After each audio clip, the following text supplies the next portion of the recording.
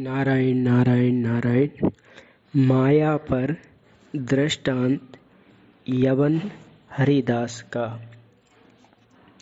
ये महाभागवत प्रेम पुरुषोत्तम श्री गौरांग महाप्रभु जी के परिकरों में प्रमुख थे। जाति के यवन होते हुए भी ये 3 लाख भगवान नाम नित्य प्रति जपते थे और वह भी उच्च स्वर से। इससे इनका भारी यश फैलने लगा। फल स्वरूप राम चंद्र खां नाम का एक ईर्ष्यालु व्यक्ति, जो वहां का एक बड़ा जमींदार था, इनकी कीर्ति को धूमिल करने के लिए एक रूपवती वेश्या को इनके पास भेजा। वह दिन भर इनसे प्रणय वार्ता की प्रतीक्षा में बैठी रहती, परंतु इन्हें नाम जप से अवकाश मिले तब तो वह भी इनके साथ पूरे दिन हरे राम राम राम हरे हरे, हरे कृष्ण कृष्ण कृष्ण हरे हरे रटती रही। ऐसे ही 4 दिन लगातार वह आती रही और इन महाभागवत के श्रीमुख से नाम ध्वनि सुनती एवं स्वयं भी करती रही। फलस्वरूप उसके समस्त पाप नष्ट हो गए, बुद्धि शुद्ध हो गई। वह अपने को धिक्कारती हुई श्री हरिदास जी के चरणों में पड़ गई। श्री हरिदास जी ने दया करके उसे हरे राम महामंत्र का उपदेश दिया। यह है महत् पुरुषों के संग की महिमा। चतुर्भुज रूप प्रकट कियो, वह अप्सरा भगवान की ही प्रेरणा से।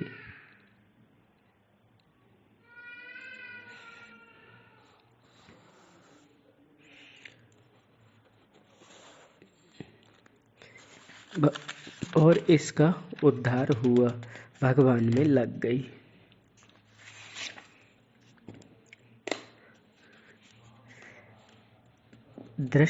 दृष्टांत यजमान और पुरोहित का।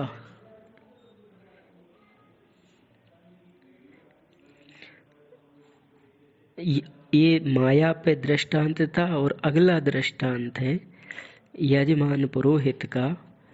बद्धो मुक्तिर्न दास्यति। एक यजमान ने अपने पुरोहित से कहा कि महाराज, श्री सुखदेव जी ने जैसे 7 दिन तक भागवत की कथा सुनाकर श्री परीक्षित को मुक्त कर दिया, श्री गोकर्ण जी ने 7 दिन में ही धुंधुकारी की भागवत की कथा सुनाकर मुक्त कर दिया। वैसे ही आप भी कोई ऐसा उपाय करिए जिससे मैं शीघ्र इस संसार से मुक्त हो जाऊं। पुरोहित ने कहा कि तुम भी मुझसे श्री भागवत का सप्ताह पारायण सुन लो तो मुक्त हो जाओगे। यजमान ने बड़ी तैयारी से श्री भागवत की कथा सप्ताह यज्ञ कराया। पुरोहित को खूब दान दक्षिणा दिया, ब्रह्म भोज कराया, परंतु उसने अनुभव किया कि मुझ में परिवर्तन तो कुछ भी नहीं हुआ। जैसे पहले मेरा मन सांसारिकता, काम क्रोध मद लोभ मोह मत्सर आदि में फंसा था, वैसे ही अब भी फंसा है। उस गांव के बाहर एक महात्मा की कुटी थी। एक दिन उस यजमान ने संत जी से जाकर अपने मन की व्यथा कह सुनाई। संत जी ने कहा कि अच्छा, कभी तुम अपने पुरोहित जी को भी लिवा कर मेरे पास लाना, तब मैं इसका रहस्य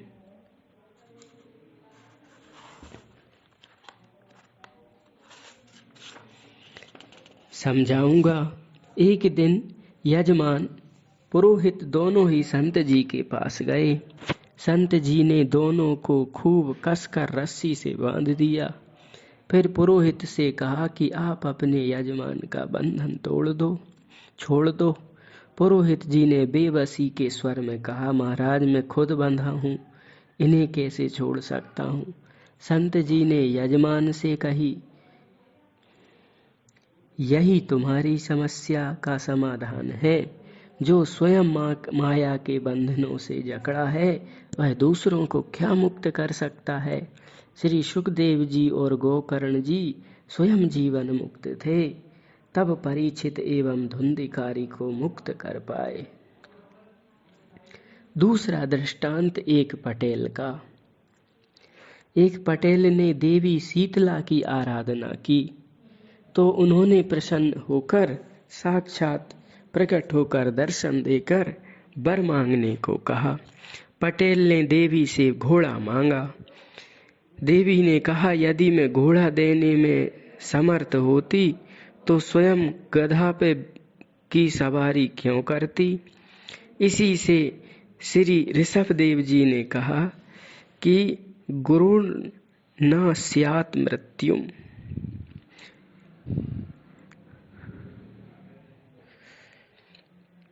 दृष्टांत विभीषण जी का।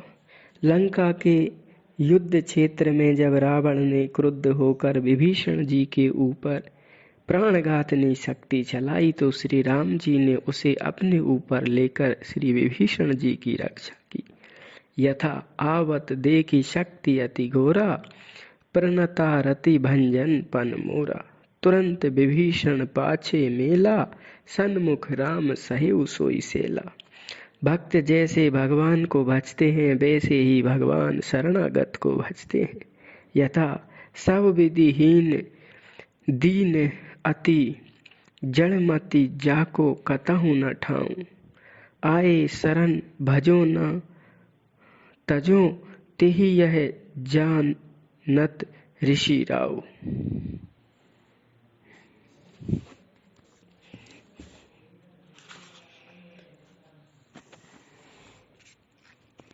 दृष्टांत श्री नागरी दास जी का।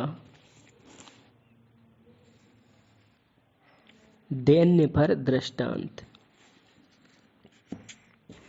ये पहले कृष्णगढ़ के राजा थे। श्री नागरी दास जी महाराज शावंत सिंह के नाम से विख्यात थे। जगत के भोगों से वैराग्य का उदय होने पर ये राजपाट छोड़कर श्री धाम वृंदावन चले आए। हृदय में संत दर्शन की प्रबल लालसा थी, परंतु आश्चर्य, जहाँ भी जिस भी संत के यहाँ जाते वही उनका परिचय सुनकर मुंह फेर लेता। झोपड़ी का द्वार बंद कर देता।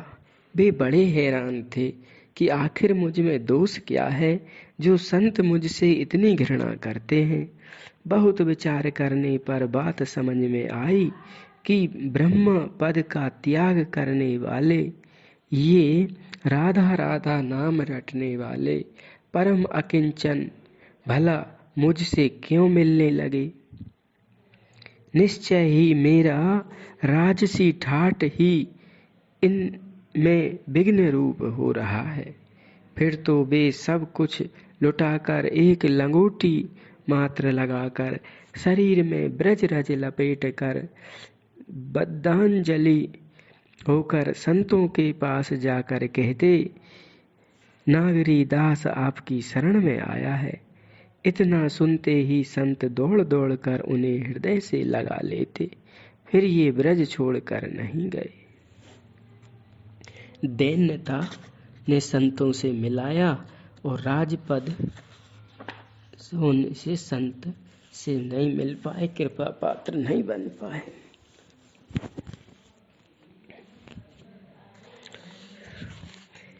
दृष्टांत राजा क्वास का।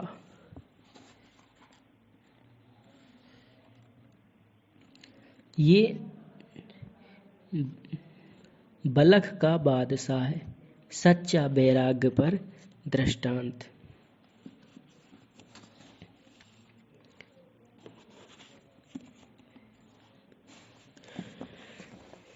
बलख के बादशाह का कहते हैं कि सत्संग के प्रभाव से बलख के बादशाह ने युवा अवस्था में ही अपना समस्त राजपाट और 1,00,000 नारियों को छोड़कर वैराग्य ले लिया। घर घर टुकड़ा मांग कर खाता। उसके संग संग एक बूढ़ा फकीर भी लगा रहता। उसे भी बादशाह के साथ सुविधा पूर्वक रोटियां मिल जाती। एक दिन दोनों भिक्षा करते हुए एक बाई के यहाँ पहुंचे। रोटी का सवाल करने पर बाई ने बादशाह से कहा, बाबा जी, मैं कार्य में लगी हूँ, देखो ताक में रोटी रखी है, एक तुम ले लो और एक उस बूढ़े फकीर को दे दो। यह सुन बूढ़े फकीर को बड़ा क्रोध आया कि इसने युवा फकीर को तो घर में बुलाकर रोटी दिया और मुझ बूढ़े को बाहर ही देने को कहती है। बूढ़ा वर्राने लगा। तब बाई ने कहा कि इस युवा फकीर के मन का मुझे विश्वास है। यह 1,00,000 स्त्री और राज सुख छोड़कर विरक्त हुआ है, परंतु तुमको भगवान जाने एक भी मिली कि नहीं, अतः तुम्हारा मुझे विश्वास नहीं है। श्री स्वामी जी ने भी यही कहा। तो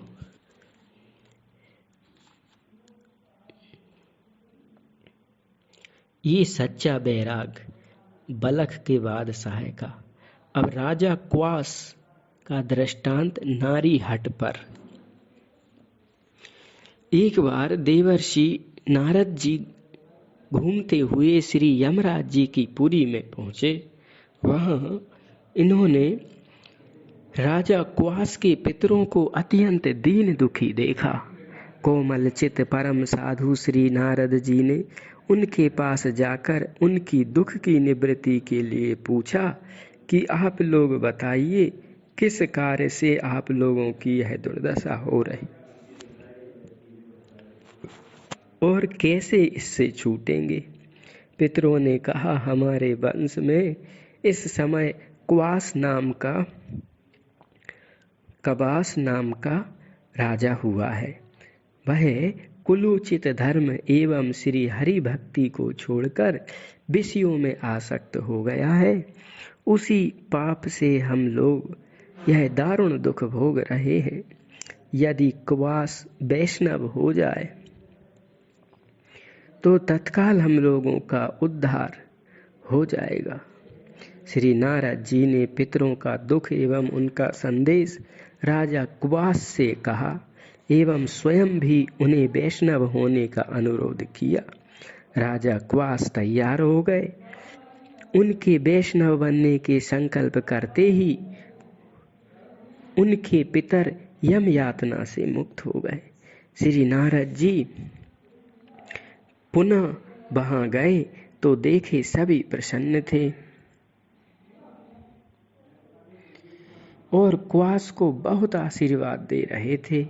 इधर राजा के पुरोहितों को पता चला कि वह तो वैष्णव होने जा रहे हैं, तो सब सोचने लगे कि राजा वैष्णव हो जाने पर राजा की कर्म कांड में रुचि कम हो जाएगी, विष्णु भक्तों से प्रीति करने लगेंगे, फिर तो हम लोगों की जीविका मारी जाएगी। अतः ब्राह्मणों ने जाकर रानी को भड़काया कि देखो, राजा वैष्णव होने जा रहा है। यदि सचमुच हो गए तो वह तुमसे हंसना बोलना छोड़कर दिन रात राम राम करेंगे, साधु संतों का संग करेंगे, राजकाज में भी उदासीन हो जाएंगे, सारा सुख भोग चौपट हो जाएगा। अतः तुम जैसे हो तैसे उन्हें वैष्णव बनने से रोक दो। यह बात रानी के मन में बैठ गई।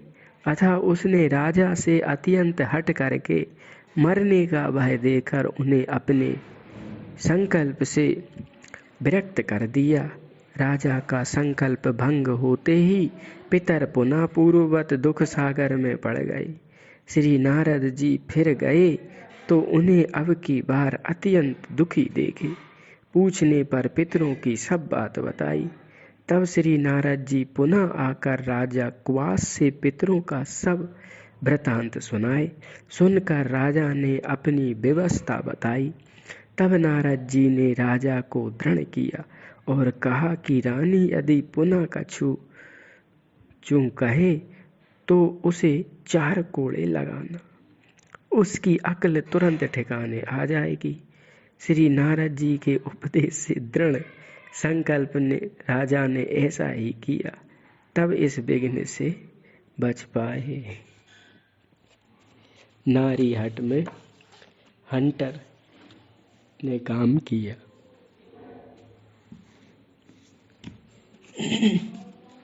दृष्टांत, एक रानी का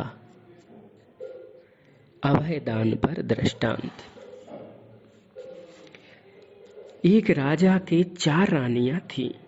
एक दिन राजा ने प्रसन्न होकर उन्हें एक एक वरदान मांगने को कहा। रानियों ने कहा फिर किसी समय मांग लेंगी। कुछ दिन बाद राजा ने एक बहुत बड़े अपराधी को प्राण दंड की सजा दी। रानियों को यह पता चला तो उनके मन में आया कि राजा के पास धरोहर रखे हुए वरदान में इस अपराधी के लिए एक एक दिन का जीवन दान मांगकर इसके लिए उत्तम भोगों से संतुष्ट करना चाहिए। फिर तो रानियों ने प्रार्थना की और राजा ने स्वीकृति दे दी। 3 रानियों ने 3 दिन उस अपराधी को उत्तमोत्तम भोजन, वस्त्र, नृत्य गान आदि से संतुष्ट करने का प्रयत्न किया, परंतु चूंकि उसके मन में मृत्यु का भय समाया हुआ था अतः उसे कुछ भी अच्छा नहीं लगा। उसने ना तो कुछ खाया पिया, न उसने कुछ देखा सुना ही। चौथे दिन राजा की छोटी रानी ने अपने वरदान में अपराधी के लिए अभयदान मांगा। पूर्व से वचनबद्ध राजा ने अपराधी को क्षमा करके उसे मृत्यु दंड से अभय कर दिया।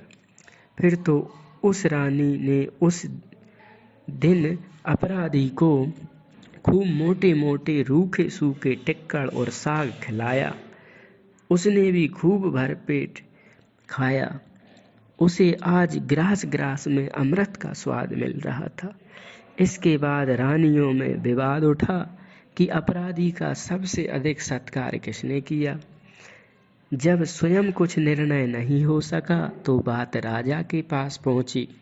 राजा ने इसका निर्णय स्वयं ना करके उस अपराधी को ही बुलाकर पूछा तो उसने बताया कि मुझे तो सबसे अधिक मीठी लगी छोटी रानी माता जी की रूखी रोटियां, क्योंकि उस समय अभय हो गया था। जब तक मृत्यु का भय था तब तक मुझे कुछ नहीं सुहाता था।